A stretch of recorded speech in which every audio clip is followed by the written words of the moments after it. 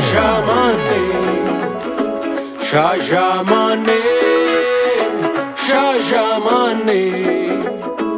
Shashamane ni maqaan lafa dhuftee qabdi.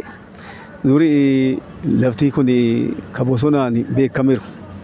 Bosonaan beekamaa qeeransaaf leenca keessa leenceen jiru qeeransaa fi boroofaaf gadamsa kanniini kuruphee kanniini harroollee kanniintu keessa jira. Bara 1903 akka abbootii keerraa dhagayetti bara 1903 na fakkaata. 18 illee yoo ta'e bicha urgeessinitti turaafillee walaaluun danda'a lamaanuu kana keessa jirti. Shashamane, Shashamane, Shashamane. Mukuma jala dhaattee farsoo miti seeloo yaanii ka boqqolloo irraa hojjetamu waa adii akka aanan fakkaatu kan dhugantu jira. Inni maqaan namatti farsoo jedhama malee inni seeloo jedhama. Shaameta jedhama. Isa nagaduu jalqabde daldaluu jechuudha. Muka jala dhaattee akkasuma daashii wayii godhattee jalqabde namni keenya immoo aannan dhuganii waa malee marqa nyaatanii miciiree kana nyaatan malee kana muluu beekanii isaanii haarawaa dhaqanii achitti rabaafatan. Yoo haallee mukanii taphachuuf illee ta'anii beenaamee mana shaashiitu sanadhaa mana shaashii sanadhaanii gara isii dhaqanii achitti seeloo kana shaametaa kan dhugaa turaniiran. Sidaamni illee achiin walitti dhiyaanna waan ta'eef oolla. Sidaamni illee shaashii mina haadhaanoo jedhee achi as deema. As deemee shaashii mina haadhaanoo jedhaati. Shaameta agaanoo farsoo agaanoo jedhaachi dhufa asitti uummata asiitii wal ganii asitti hara baafatan. Akkasumaan turtee yoo sadii lafti kun akkuma lafaatitti taa'a. Akkasii duuteettu turteetti. Turtee gaafa kaanii Shaashamanii ta'uu jalqabde. Amma isin atee beekamtii argatte namarraa uummatatti barateen jechuudha. Tokko jaarsinii Shaashawaan boo jedhaniiti dureessa looniiti. Looni goromaa dhibbaa dhaleef guyyaa tokkocha. Dhibbi dhalee fi kiila lixe. Kiila lixuun attamii boolla qotanii asii gadi keessa akka asii kokkee kanaa gadi namichi kun keessa dhaabata. Yoo asiin bahe achi dhaana itti buusanii aanan boolla kana guuta jechuudha. Aanan kana oo'ituu kanaan isa dhiqatee kiila lixee jechuudha baa keessa achi keessa jechuudha.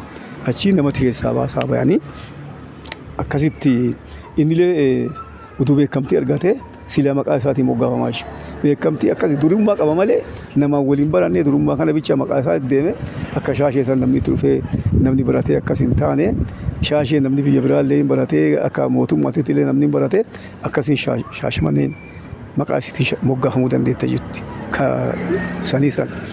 Kennaa sanii as keessaa bineensota jira. Nama waggaa 160 bira dhaqneeti warra Adaafsurii magaalaa Shaashamannee kana waliini Qananiisaa Gammadaa jedhanii isaan fa'uliin Tibbeessa Obsa nama du'anii jiranii rabbi isaan araaramu. Isaaniin jaarsa jedhu kana bira dhaqnee nama waggaa 160 Shaashamannee kana danuu baasii maqaalee nuu himii abboossoon tunuu maalii ati nama cimeessa nama tureeruu nama buleeruu jennee gaafanna. Adda nuu baasa jaarsi. Shaashamanneen gara guddina allacha jedhamti. Haa taatu adda waan baasu qabaa. Garana gaditti majaadammaati. Maaliif majaadammaa taate jennee gaafannaan damma oomishanii. Qilxuu muka qilxuu jedhamu kan irratti gaagura 100 yookiin 150 yookiin 100 irra jira. Yookiin 200 irra jira damma oomishanii biyya dammaati. Dammaan beekamtii majaadammaa jedhamti garanatti jedhamu.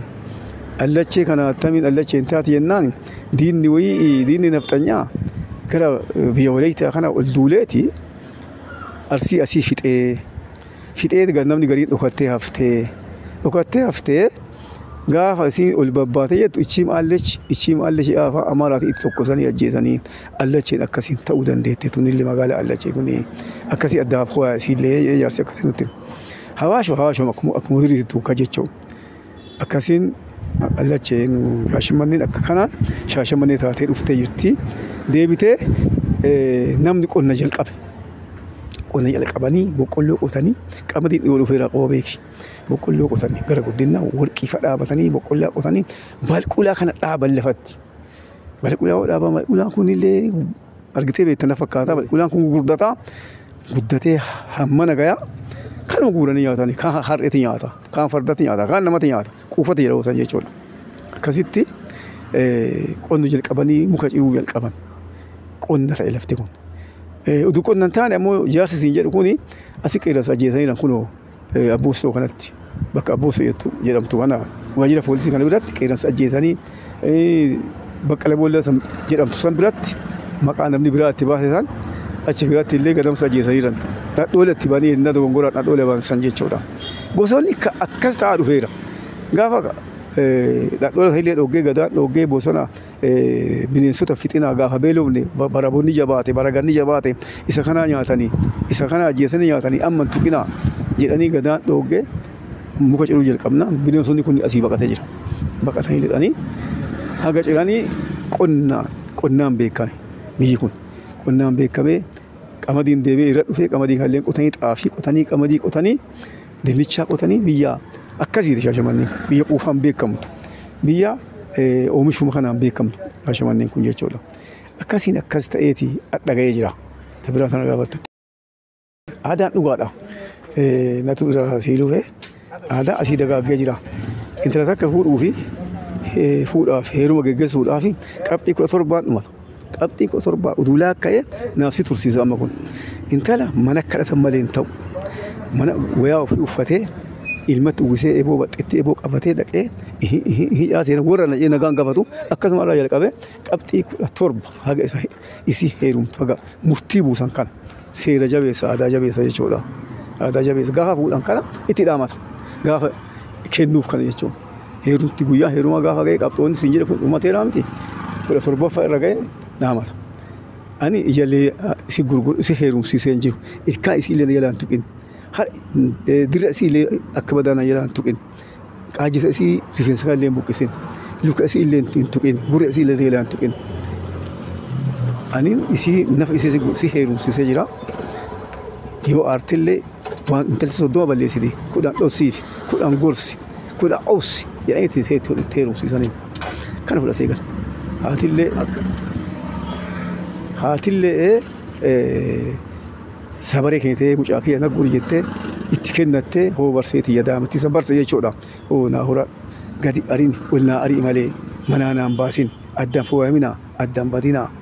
Soddaallee nagaa gaafadhu koottu nagaa nu gaafadhu yoo bu'aalee nu koottu wociidhaalee nu koottu gaddallee waliin qabna gammachuullee waliin qabna gosa kiyyallee naa kabaji hin hatin duudhaan jabduun hin hatin naman ajjeesin hin zarafin qotadhu bocadhu nagadadhu uf jiraachisaa qabeenya godhadha rabbii keessanii amanaa waliin jiraadhaa gajuu teessanii yoo finna argattan guddifadha malkaa buutee hatin gabaa dhattee hatin namaa waliin dhabin ollaa waliin dhabin tokko namaatiin illee dhabin nagaan bayyee gal jedhanii itti dhaamatan aadaa michuu jechuudha. Aadaa michuun kana nyaata irratti biyya kanatti micciirati jira. Biyya kanatti finiinati jira. Biyya kanatti marqati jira. Biyya kanatti budhati jira. Biyya kanatti caccabsati jira. Kana nyaata aadaa naan aadaa kabiyya Arsii Shaashamannee kana keessa akkanaatti argama. Buddeenni xaabee ta'an dur isa sanuu hin tuffatanii xaabee ta'an jedhanii hin tuffatan buddeena nyaachuu isaatu amma anuu natti hin tolu giddii nyaadha malee jechuudha. Namni amma kana hujjaaraaf kana nyaanna malee nutti hin tolu. Namni ganama yoo nyaate bachoo nyaata. Qursiin jedhani afaan keenya kanaan shoomee nyaatan. Guyyaa hurbaata nyaatan kan amma misa jedhan kana. Ka ciree kun jedhan kana barii ganama shoomee hurbaata guyyaa galgala halkan dhiyana. Bakka sadiin kana qoodan Arsiin keenya kun bakka sadiin kana qoodee akkasiin nyaatan. Yoo nyaatan kana midhaan amma asii hime kan nama qopheessan manatti akkana qopheessan waan arganii nyaatan. Ijoollee ofiillee hinnaa ofii jalqabanii nyaatanii ijoollee ofiitillee kennaniif. Dhiirri waliin nyaatanii daa'immanillee ijoollee ofii asii waliin nyaachisan jechuudha. Qixa jammaranii nyaatan. Hinnaa ijoolleen utaaltee idduma kanaan ijoollee kanallee waan hanqatee daati. Asillee waan hanqatee daati. Ulfinni akkanaatiiti jira Shaashamannee kana keessa. Wanti martuu ulfinna qaba. Jaartii ofiitii ulfinna qaba. Anaa galu jettiini hirriibbattiini innillee nagaa oolchanii qeentu nagaa oolteetti horiin nagaa galeera daa'imman nagaa galteetti ollaan kun nagaa ooleera eegaafatan isin matan ulfinna bal kunam Amma wanti akkasii Shaashamannee keessatti jira nama gurguddaa keessatti jira namni amma innaa galu gariin aaraa lolaa gala. Sun seera kennaa mata jechuudha. Innaa galan akkuma Islaamni innaa balbala ofii diingaa kan seeraan midhaaksee quraana fadiisa kan midhaaksee qabateeru innaa balbala gahu assalaamu alaikum warahmatullahi mana ofii warra ofii san gaafata. Isin illee waalaikum salaam warahmatullahi itti gaafattee anaa galu abbaa ibaluu jettee. Akkuma isaan sirni arsii kuni warra nagaa ooltanii qe'ee nagaa oolteetti ganaa biraa baay'eera. Warra qe'ee nagaa oolteetti nagaa ooltanii daa'imman nagaa ooltee loon nagaa galeera ollaan nagaa galeera biyyi nagaa jira jedhee gaafata. Nagaa jira jenna inni lee oluma sirrii jechuun sirni keenya akkanaa kanatti jira nyaanni lee akkanaa kana jira ulfinni lee akkanaa jira bu'aa keessatti lee itti mamma bu'aa keessatti lee kabajjatti jira bu'aa lee akka badaa ta'anii qariibanii bu'anii yoo namni jabaan qondaala jechuun namni nama waa ajjeeseeru du'e diina ajjeesanii duri amma diinni keenya diinuu sheexanuma kun hiyyuma yoo namni akkasii du'e akkana marsee namni hiriira dhaabatee hin boochisan.